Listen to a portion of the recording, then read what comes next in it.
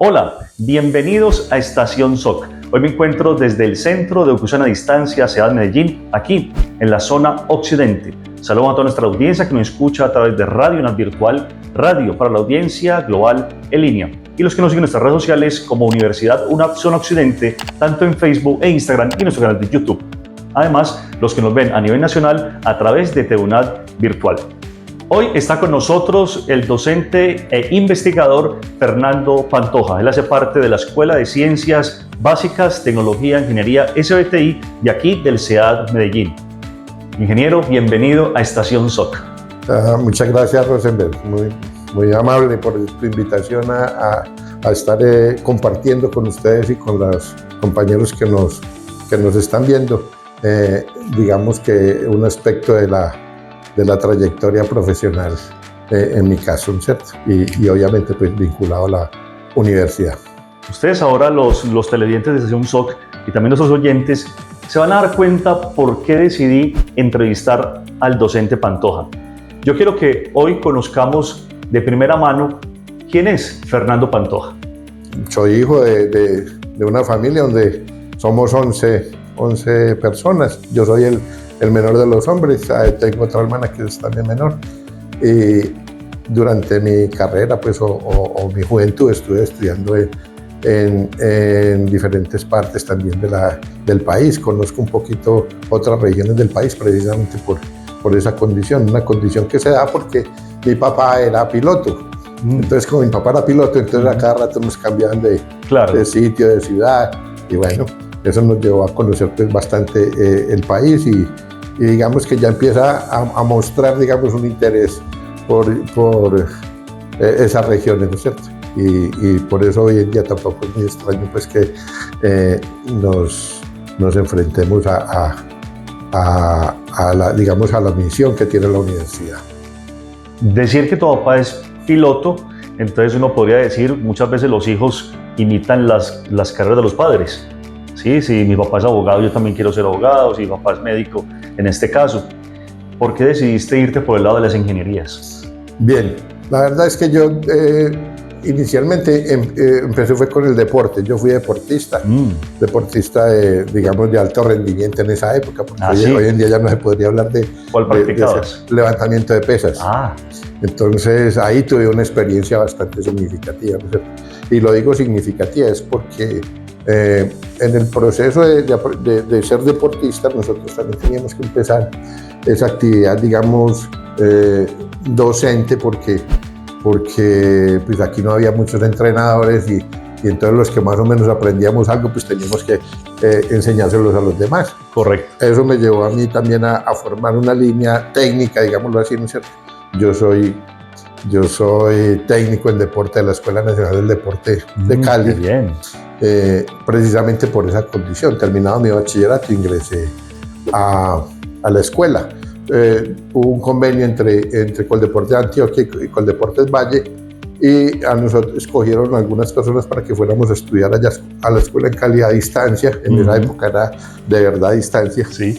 Y entonces, bueno, yo fui y a mí nos escogieron a dos compañeros de aquí de Medellín y nos fuimos a estudiar en la escuela.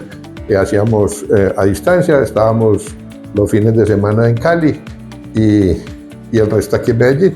Entonces tuve la oportunidad, y es una oportunidad muy bonita y muy significativa, fue porque la escuela, en ese año abrieron la Escuela Nacional del Deporte y la idea era que trajeron a todos los entrenadores del mundo, los mejores entrenadores del mundo, los trajeron a la escuela para que nosotros pudiéramos aprender de ellos.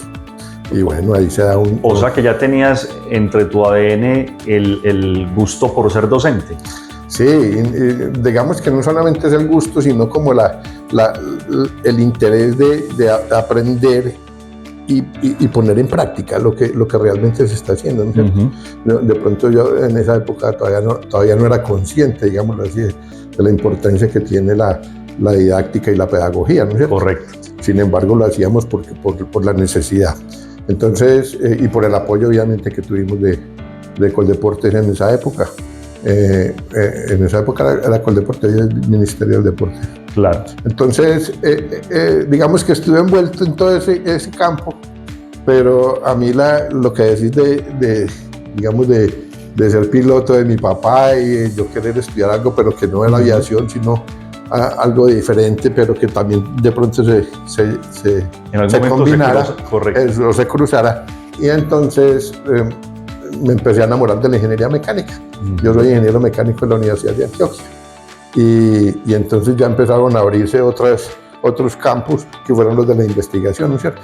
Porque ya en la universidad uno ya empieza a pensar en cómo mejorar y mejorar todo lo que habíamos aprendido desde la parte deportiva, y entonces aparecen un poco de inquietudes, claro, ¿cierto?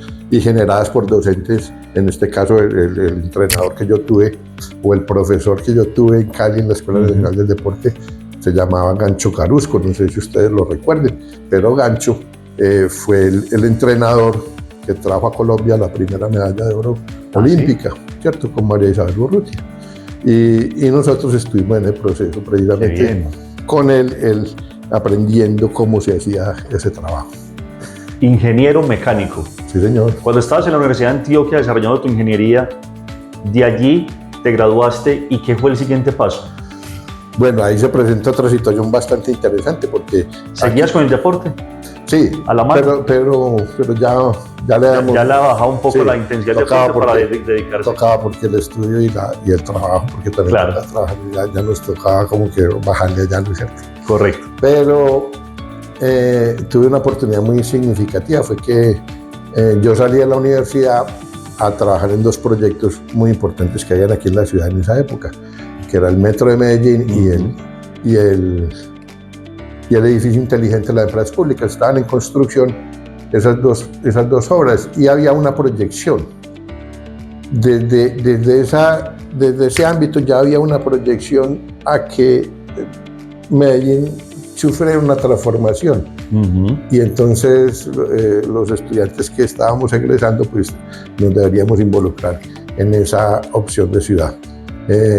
Yo trabajé ahí y tuve la experiencia en la parte de sistemas contra incendios y manejo de agua.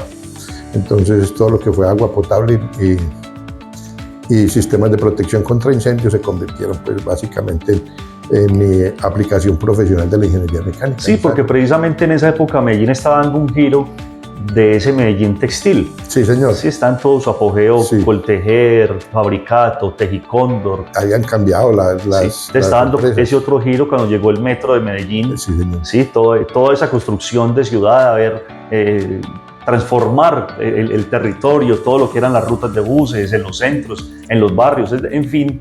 Eso nos obligó a nosotros porque eso es otra cosa que era muy importante, ¿no es cierto? O sea, el hecho de construir algo que no se ha vuelto a construir en el país. Correcto. Otro metro no se ha vuelto a construir y otro edificio inteligente con la proyección que tenía ese tampoco se ha vuelto a hacer, ¿no es cierto? Correcto. De pronto sí se hizo otro edificio, el del banco, pero ya bajo otros conceptos, ¿no es cierto? Entonces, en esa época no existía la normatividad internacional y nosotros teníamos que construir esas obras con normatividad internacional y la verdad era que prácticamente muy pocos conocíamos ese tipo de normas. Yo personalmente no las conocía, pero nos tocó volvernos autodidactas y coger los textos y empezar a estudiar y bueno, y se hizo y se construyó, se cometieron muchas equivocaciones, pero también aprendimos bastante de eso. Entonces ahí fue donde apareció ya la docencia universitaria, ahí nace la docencia universitaria, porque como la mayoría de las partes de la sociedad estaban pendientes de la parte normativa, entonces nosotros dijimos, bueno, entonces, ¿quiénes son los que saben de eso? Correcto. Entonces, estos que fueron los que ya como intentaron aprender, ¿cierto? Nos expliquen. Y entonces empezamos a dar de pronto algunas charlas y conversatorios y me invitaban a algunas partes y yo les contaba qué era lo que habíamos hecho y cómo lo habíamos hecho, ¿no? Correcto. Entonces la gente llegó y dijo, bueno, no, vení, ¿y a uno te gustaría dictar una cátedra en tal parte? Y ya, bueno, sí, pues yo no le doy problema. Y entonces empezamos, yo he trabajado en varias universidades de aquí en la ciudad, ¿cierto? Como profesor de algunas materias muy técnicas, ¿no es cierto? básicamente empecé trabajando con la parte de máquinas y herramientas. En ese momento también había una transformación de las máquinas y herramientas tradicionales, convencionales, a lo que era pues todo el control numérico computarizado. Y bueno, ya habíamos tenido también algunas cositas ahí. Entonces, después de haber pasado por algunas universidades, tuve la oportunidad pues de comprender de que estudiar la especialización sería una buena alternativa, y escogimos la especialización en gestión energética industrial. Entonces yo dije, bueno, listo, me interesa porque yo venía ya manejando en otra universidad un concepto que es el de mantenimiento productivo total, o sea, el TPM, conocido como TPM, una experiencia demasiado enriquecedora como persona, ¿cierto? No solamente como profesional, sino como persona te enriquece bastante. El TPM básicamente es mantenimiento productivo total, pero eso es una, digamos, es una filosofía y una técnica que se desarrolla en Japón, con toda la industria japonesa, con esa potencial y esa fortaleza de los japoneses, y que viene a ingresar a nuestro país, ¿cierto? O sea que tú hiciste parte de ese cambio industrial que hubo en Colombia y en este caso en Antioquia. Es que nos tocó. Digamos que nos tocó, no fue porque quisimos, sino porque nos tocó, fue prácticamente. Y entonces ya utilizaste la otra óptica, que fue la óptica de la pedagogía, de la academia. Sí. Entonces ya lo que tú hacías en la práctica también lo pasabas al tablero, como se dice. Veníamos en alternancia. En esa misma condición. Entendiendo de que, como te decía, del deporte, el profesor, los profesores, porque fueron varios profesores que yo tuve de otras partes del mundo, que fueron los que inculcaron mucho esa condición de que es aprendiendo, es enseñando, es haciendo, como nosotros pues, tenemos que competir a nivel internacional, ¿no? Y entonces ese concepto de competencia internacional yo lo tenía muy grabado por el deporte, ¿cierto? En la industria se ve, en TPM se ve, es ya con la producción, ¿cierto? Que la gente tiene que llegar a lograr unos objetivos de producción bastante altos y de muy buena calidad. Los japoneses tenían ese concepto, lo tienen, lo manejan muy bien, ¿cierto? Entonces esa experiencia con la especialización obviamente había que complementarla, y se complementó con la maestría en gestión energética industrial. Pero tuve una anécdota ahí, en ese mismo instante se presentó una condición que pues digamos que esa no es una casualidad, sino no son casualidades. Entonces yo fui y salí, ese día yo iba a desayunar y no había desayuno en la casa, entonces mi esposa me dice, no, anda a la tienda por las arepas. Sí. Y yo fui a la tienda por las arepas y la señora me dijo, no hay arepas. Yo, me voy a tener que ir sin desayunar. Sí.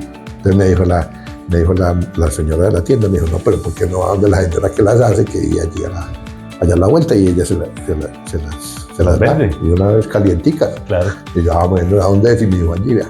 Sí. Y me fui para esa casa, y cuando llegué a esa casa yo dije, esto no puede ser posible, hermano. Yo veía ese humero. Eso era una casa sí, muy humilde, muy humilde.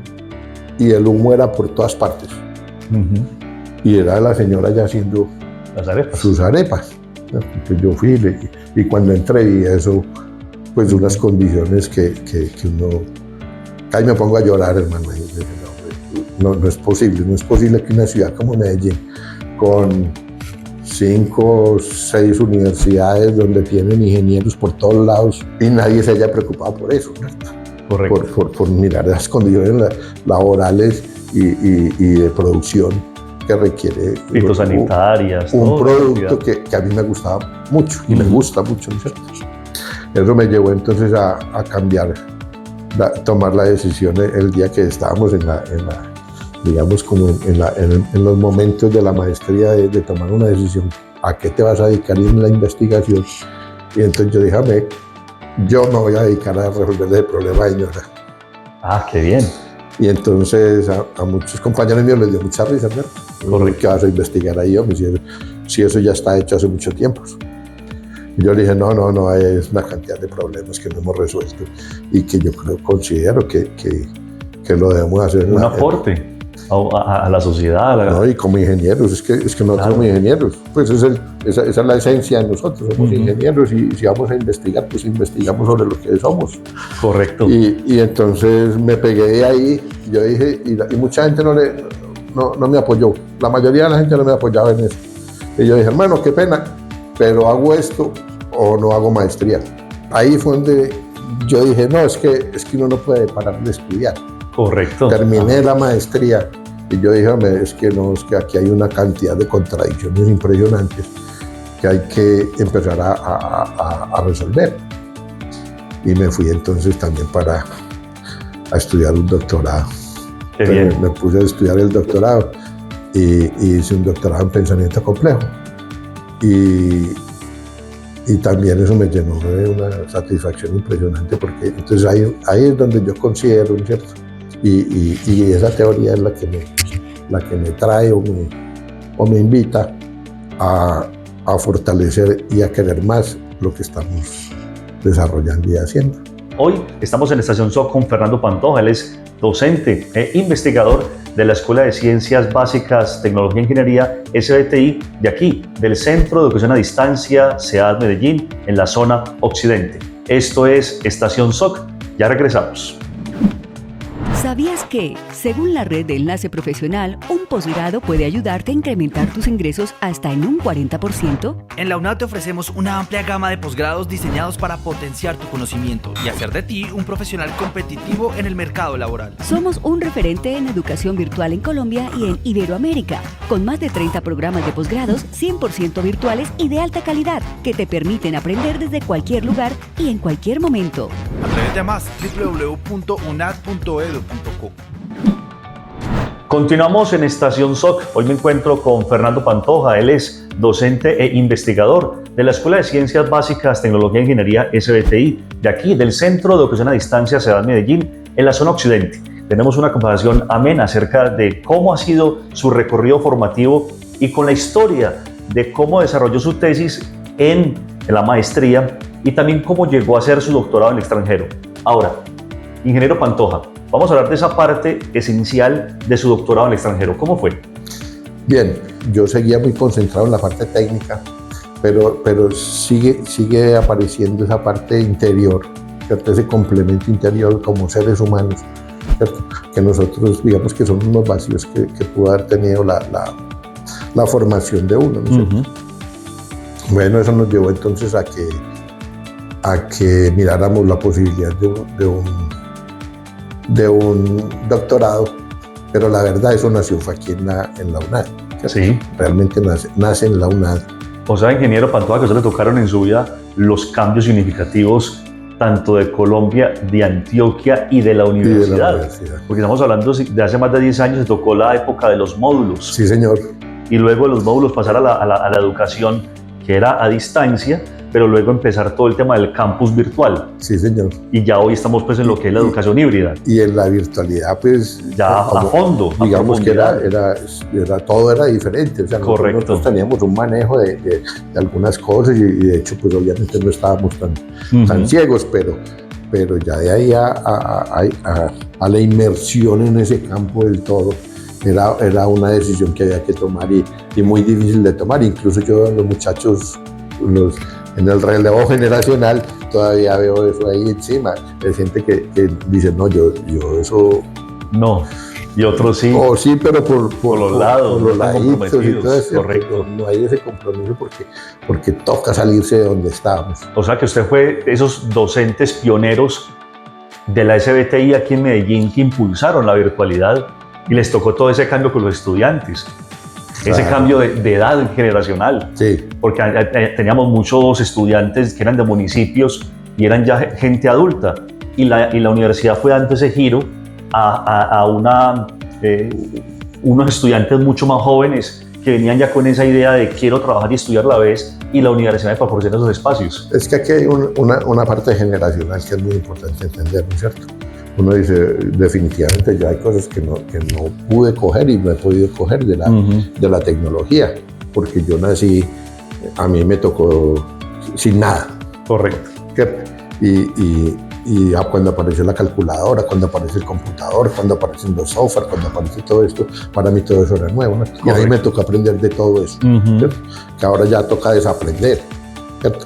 O sea, ese juego de estar aprendiendo y desaprendiendo, o sea, esa transformación de los procesos de enseñanza-aprendizaje lo obligan a uno a pensarse y a entenderse. Y ahí fue donde se presentó el mismo. Pues el problema que siempre ha existido es el de las matemáticas. Correcto. Entonces, yo me acuerdo porque llegamos aquí en la universidad, ya entré yo aquí, me dijeron, hermano, usted va a ser tutor de ciencias básicas. Entonces yo dije, listo, me voy a meter aquí en ciencias básicas. Y me voy a meter, también entré por un ladito, ¿no? Así también con el miedo, ¿cierto? Porque realmente es un miedo. Pero a medida que me fui integrando con mis compañeros de aquí, que no éramos muchos, éramos muy pocos, entonces listo, vámonos a integrar y empezamos a trabajar y empezamos a idear, a inventarnos cosas y hacer lo que fuese. Correcto. ¿Cierto? Entonces, los líderes de la Escuela de Ciencias Básicas me dijeron, ayudemos a consejería, apoyemos en unos proyectos que ellos tienen allá para ver cómo resolvemos la situación de las matemáticas, a ver cómo hacemos eso un poquito más suave, un poquito más entendible, donde aterrizamos más a ciertas cosas, ¿cierto? Y un día en una reunión yo dije, hombre, este problema es tan diferente y tan significativo en la vida de nosotros los estudiantes, porque yo también era estudiante, y los docentes, porque yo también era docente, ¿cierto? Y la virtualidad, porque yo también ya estaba metido en esto. Y yo, no, esto tiene que haber algo que tenemos que estudiar porque yo no sé. Y entonces ya habíamos visto algunos documentos de la complejidad por Morin, y a mí yo había visto que por ahí era como la cosa, entonces yo dije, yo creo que la cosa es por esta forma de pensar de este filósofo francés, porque no estudiamos a esta gente y empezamos a meterlo aquí. Entonces dijeron, pero ¿cómo se estudia eso? Y yo, no, pues busquemos, y empezamos a buscar y encontramos un doctorado en México, ¿sí? a distancia. Y yo, genial, ese es, y ahí me voy a meter. Yo no sé si ustedes canales, pero yo me voy a meter ahí a estudiar eso, porque el poder entender la problemática que tenemos alrededor de las matemáticas, pues ese es el cuento, yo creo, ese es el cuento de eso, y ahí me metí. Ahí hay que entender de que la universidad también hace unos esfuerzos muy grandes para acomodarse a estas transformaciones. Y desde la estructura universitaria eso es una maravilla. Pero cuando uno ya empieza a estudiar todo esto desde la complejidad, desde el pensamiento complejo, es que se da uno cuenta. Y ahí hace parte de nuestro modelo pedagógico unadista, el MPU. Claro, es que toda esa complejidad. Ahí está todo. Correcto. Y en los textos que el rector está realizando o ha realizado en los últimos textos, el de la colombianitud es un resumen completo de todo lo que es prácticamente el pensamiento moriniano, ¿no es cierto? Yo quiero que nos detengamos en la recta final de la entrevista, que sería magnífico seguir dando más tiempo, pero yo quiero que vayamos dándole el giro al tema investigativo. Ya en este tiempo, acá como docente actual de la SBTI, ¿cómo has desarrollado todo tu proyecto investigativo, tus semilleros de investigación, tus artículos científicos, tu estadía en el Reino Unido? Yo quiero que hablemos un poco de eso. Bien, digamos que entonces allá en consejería tomamos esa decisión, ¿no? Tomamos la decisión de estudiar un doctorado, pues ya prácticamente estábamos tomando la decisión de no solamente investigar, porque el concepto de maestría te da las bases para la investigación, pero ya el doctorado te obliga prácticamente a publicar esas experiencias vividas, ¿no es cierto? Bueno, entonces ahí en la consejería habían varias dificultades, ¿no es cierto? Y se presentan varias dificultades. Estábamos concentrados en la parte matemática, pero no solamente era la parte matemática. Aparecen estudiantes en condiciones especiales. Correcto. A esos estudiantes en condiciones especiales, pues habría que también darles un trato diferente. Y entonces yo me quedé, pues empezamos a estudiar y dijimos, bueno, toca experimentar. No hay otra manera, es experimentando que uno puede desarrollar algunas cosas. Entonces, en esos días se presentó una estudiante que era invidente. Correcto.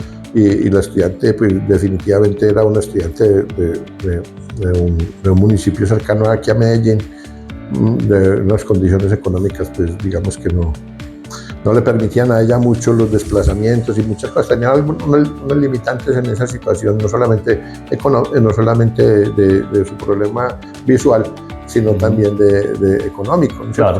Y otras personas que la tienen que apoyar. Digamos que vimos la cosa muy difícil porque claro. no era fácil, de la verdad, no era fácil. Pero se convirtió en un reto. Y yo hablé con ella y le dije, venga, aquí hay una situación que se nos está presentando, yo quiero que aprovechemos o sea, que en usted surgió otra vez, así como el tema de la señora de las arepas, en este caso, se le está a usted alumbrando otra vez el genio por allá de cómo contribuir a ayudar, venga, hagamos a mejorar cosa, la vida con el estudiante. ¿Cómo nos apoyamos? ¿Cómo nos apoyamos? Porque es impresionante, hermano, lo que eso significa, ¿no? O sea, uno dice, bueno, yo voy a poner todo esto que yo sé, ¿cierto? Y todo lo que yo creo que sé a favor de ella. Correcto. Pero a medida que empiezo a trabajar y empezamos con el estudio del doctorado, yo empiezo a ver también la retroalimentación. Correcto. De ella hacia uno, ¿cierto? Entendiendo el proceso de enseñanza-aprendizaje como esa dualidad que se presenta entre el objeto de estudio y el objeto de visualización y de observación. Entonces yo empiezo, espérate a ver, que es que yo estoy aprendiendo aquí mucho. Ahí se cumple también, dentro del modelo pedagógico unadista, el aprender a aprender. Es correcto. Y no solamente aprender a aprender, sino también entender esa parte de integrar a esas personas, y que esas personas no es que las estemos o no es que las hayamos excluido por algo en especial. No, es el movimiento, la magnitud, las masas, ¿cierto? Pues eran las que se trabajaban. Ellos quedaron rezagados por eso porque no había forma. Es que de hecho, volviendo un poco, ingeniero Pantoja, al tema del Metro de Medellín, el Metro de Medellín se construyó sin pensar en esa población.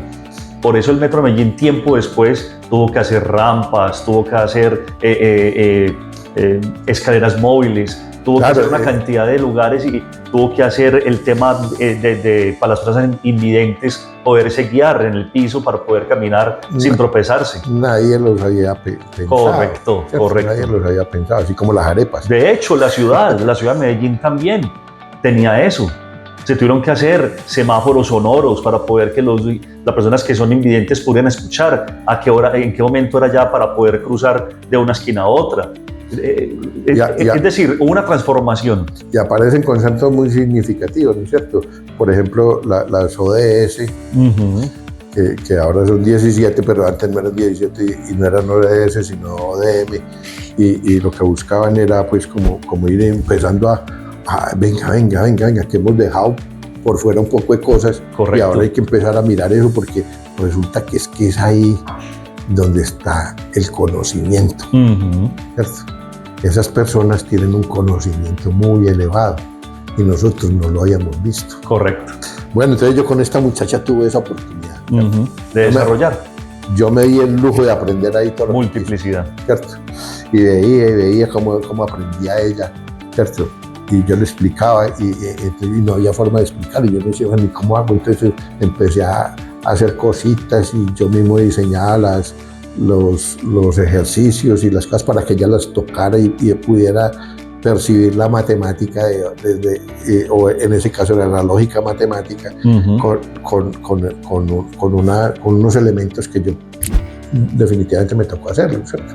Y ahí decía uno, mira la ingeniería mecánica cómo es de efectiva a la hora de producir, ¿cierto? Porque se hacen objetos pensando en las otras personas, ¿no es cierto? Y no solamente pues son son una concepción del capital, sino una concepción de la humanidad, ¿cierto? Que es lo que buscamos hoy en día, ¿no es cierto? Y es el objetivo de los objetivos de desarrollo sostenible, ¿cierto? No es el capital, es la humanidad como especie. Ya eso yo ya lo había visualizado en el ejercicio con esta persona, ¿no es cierto? Y ese ejercicio entonces me sirvió para hacer unas publicaciones. De ahí publicamos algunas cosas y bueno, yo he venido trabajando, publicando mis tesis de maestría y la tesis de doctorado y empezamos a hacer otros artículos, ¿cierto? Trabajando con el semillero de investigación y apoyando el semillero de investigación, los grupos de investigación. Ingeniero Pantoja, ¿cómo fue su experiencia en Reino Unido? Bien, entonces ya llegamos a visualizarnos, ya no al interior de la universidad, ¿cierto? Sino que empezamos a mirar, la universidad empezó también porque la universidad promueve eso, entonces también tenemos que buscar esa transformación y la universidad lo hace, busca sedes en el exterior. La primera fue en Estados Unidos, me recuerdo pero la universidad continúa y después ya dijeron no, que ya no solamente ya es la Unión Europea y ya estamos en Asia Pacífico y ya estamos en la TAM y ya estamos buscando otras alternativas, ¿cierto? Entonces uno dice, es que eso es, ¿cierto? Es la universidad, la vieron ya no al interior del país, sino también por fuera. De hecho, la UNESCO puso los ojos en la universidad. Ahí se está formando ya el Centro de Innovación y Productividad en Pedagogías, una UNESCO en Santa Fe de Antioquia. Y mira, entonces ahí es donde uno dice, mira que es que uno no está tan perdido, ¿no? Correcto. O sea, yo sí voy de pronto encaminado en la estructura universitaria, es el proyecto, es clave y es muy importante. Lo que pasa es que no es fácil de verlo. Líderes transformadores de una universidad 5.0. 5.0. Y entonces yo dije, no, ¿sabes qué? Yo me voy a ir a mirar esta universidad desde otra parte. Y se dieron las cosas, ¿no es cierto? Mira que con esta muchacha, la invidente, yo hice una publicación en esa época, un paper. Y hace poco he recibido algunos contactos de gente que quiere saber que voy, cómo hice eso yo y qué bien. ¿qué has hecho? ¿Cómo lo hiciste? Le damos ahí. Los que trabajamos en investigación sabemos que nos tenemos que apoyar entre todos porque si no es así, esto no sale adelante. Correcto. Y en esas, alguien me dijo, hombre, les llegó un correíto, me dijeron que estaban interesados, pero que ellos estaban en Londres. Sí. Y entonces tuve esa posibilidad de ir digamos que en Londres hay muchas personas que requieren en condiciones especiales, ¿no? Y son tratados también con una visión muy diferente a como era antes, ¿cierto? Entonces fue muy interesante también conocer esa parte, ¿no es cierto? Y obviamente pues tuve la oportunidad de asistir a los eventos de investigación del Reino Unido y conocer lo que ellos están haciendo y cómo lo están haciendo, ¿no? Y compararlo con lo que nosotros tenemos aquí, ¿no? Y la verdad fue que es muy impresionante porque allá todo es, digamos, de una manera muy diferente. Claro. ¿Cierto? No digamos que es mejor, pero sí es diferente. ¿Cierto? Y es diferente. Y el idioma sí es una limitante muy grande, ¿cierto? Y la verdad es que uno al principio no por ningún lado y a lo último termina uno por ahí, bueno, sí, chapoteando y escuchando y aprendiendo. Lo interesante es que vos allá encontrás gente de todo el mundo. Correcto. De todo el mundo, de todos los idiomas, de todas las razas, de todos los colores, de todo. En el metro de Londres usted se monta ahí, hermano, y eso, haga de cuenta una torre de Babel, eso por todos lados, hay gente hablando de todos los idiomas. Entonces uno se da cuenta y empieza a entender, ¿cierto? Con las charlas que se dieron o a las que tuvimos la oportunidad de asistir, ¿cierto? Y a los ejercicios de investigación que están realizando ellos tienen allá lo mismo que tenemos nosotros allá, tienen unos grupos de STEAM, ¿cierto? Que es lo mismo que nosotros tenemos acá, lo que pasa es que ellos tienen, digamos, unas inversiones, digamos, más significativas. Pero en el fondo lo que uno encuentra son estudiantes muy similares a los nuestros, jóvenes, ¿cierto? estudiantes jóvenes con muchas inquietudes y muchos sueños, como los tenía uno cuando era joven, ¿cierto? Y esas ganas son las que hay que saber direccionar. Los tutores o los líderes de los grupos, si eran personas más adultas y que pertenecen a unos grupos de investigación que obviamente pues, están liderando proyectos de investigación muy grandes, ¿cierto? Son muy grandes y hay mucha inversión económica, pero igual de centrados en unas problemáticas. Entonces uno puede ver las problemáticas de energía, ¿cierto? Que es, digamos que es su problema fundamental, ¿cierto? Y se concentra en las energías y en las energías limpias y renovables, ¿cierto? Y vos ves eso por todas partes, pues aquí en la esquina, allí, aplicaciones por todos lados.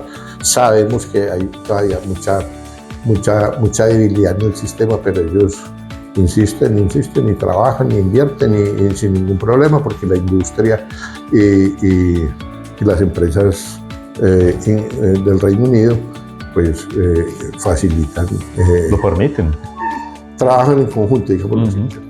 Lo que de pronto a nosotros nos ha dado mucha dificultad la articulación, esa articulación nosotros vemos que es difícil. Se han hecho ejercicios, porque nosotros aquí los hemos hecho, ¿cierto?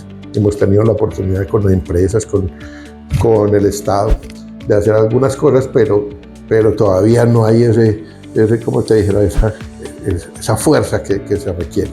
Eso se ve allá, como lo ves en los muchachos y las investigaciones, como te digo, la ciencia que hay, ya todos tenemos acceso a ella por todas partes. Pues, o sea, ellos no tienen secretos que nosotros no tengamos, y eso está ahí, es lo mismo, simplemente que hay de pronto unas condiciones más desarrolladas. De haber estado allá y de haber visto y haber participado en esa Semana de la Ciencia en Londres, que es muy bueno que la gente vaya, ¿no es cierto? Es una semana muy agradable. Los equipos de trabajo son equipos de todo el mundo. Vos veías estudiantes de todas partes del mundo, y la educación, como uno la ve allá en el Reino Unido, es muy diferente a lo que nosotros ya estábamos acostumbrados. Es muy fácil ver en cualquier lugar turístico un equipo de 3, 4 mentores con 5 o 6 muchachos de todas partes del mundo, aprendiendo la historia, aprendiendo en los museos, ves toda la historia de la revolución industrial ahí en una vuelta. Y ahí están con todo.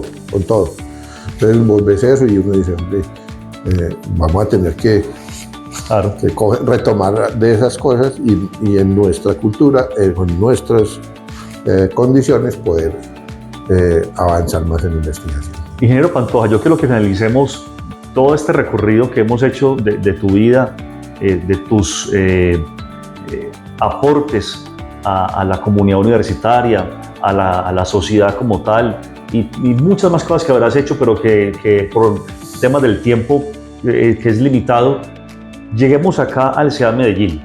En algún momento yo te vi trabajando con el profe Oscar todo ese tema de lo pequeño, de esa ingeniería de la nanotecnología o algo así relacionado con ello.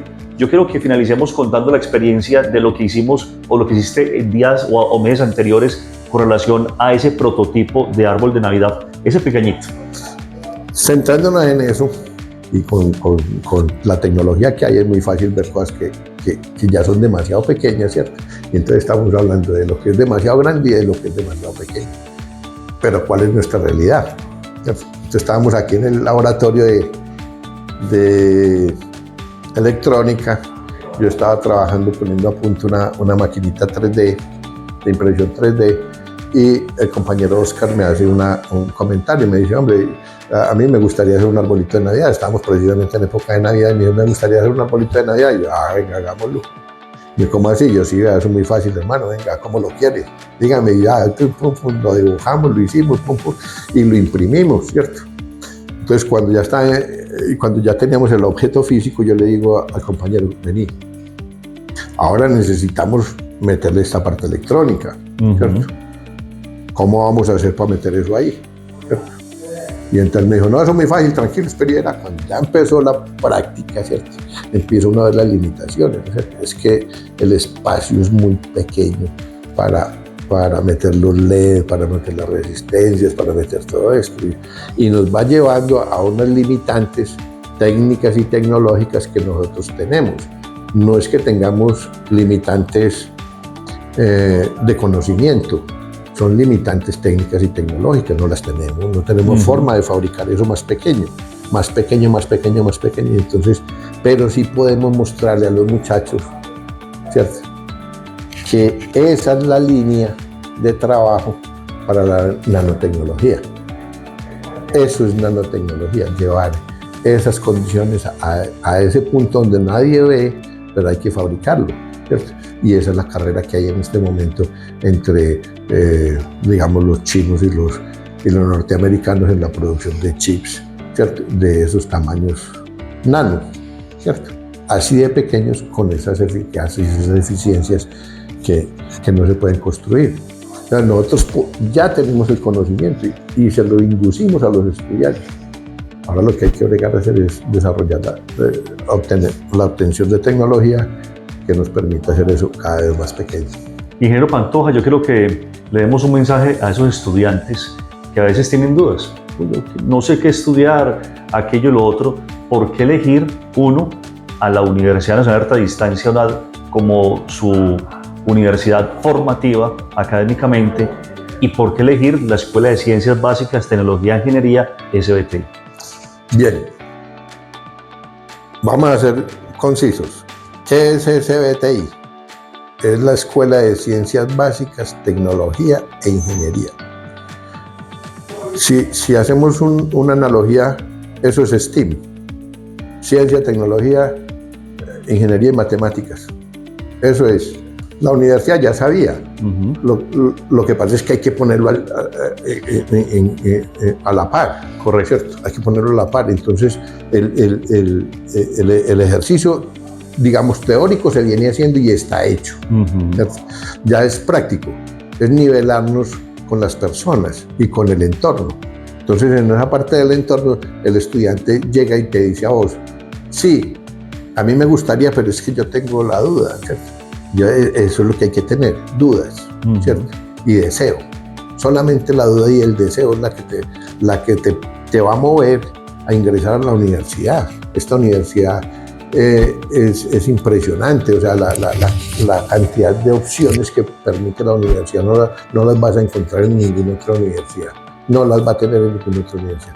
Aquí, independiente de toda la problemática que el estudiante tenga, eso no es un problema, aquí vemos eso al contrario, lo visualizamos al contrario.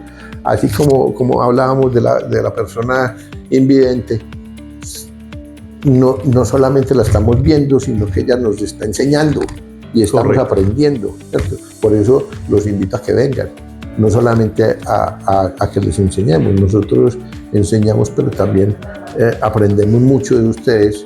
Y yo creo que el secreto está ahí, ¿cierto? Cuando vamos a las regiones, cuando nos dirigimos hacia las regiones, allá es donde vamos a ir a aprender. Y ese aprendizaje es el que forma ese bucle que nos alimenta a todos, ¿cierto? Y que nos dirige a ser mejores personas. Ingeniero Pantoja, fue un gusto haber estado contigo hoy en Estación SOC. No, a ustedes muchas gracias, hombre, por haberme invitado. Y yo creo que vamos a tener la oportunidad de empezar a mostrar algunas cositas también que quedamos en deuda. Que hemos venido haciendo, ¿cierto? Hoy estuvo con nosotros el ingeniero Fernando Pantoja, docente e investigador de la Escuela de Ciencias Básicas, Tecnología e Ingeniería SBTI, de aquí, del Centro de Educación a Distancia SEAD Medellín, en la zona occidente. Esto fue Estación SOC. Hasta pronto.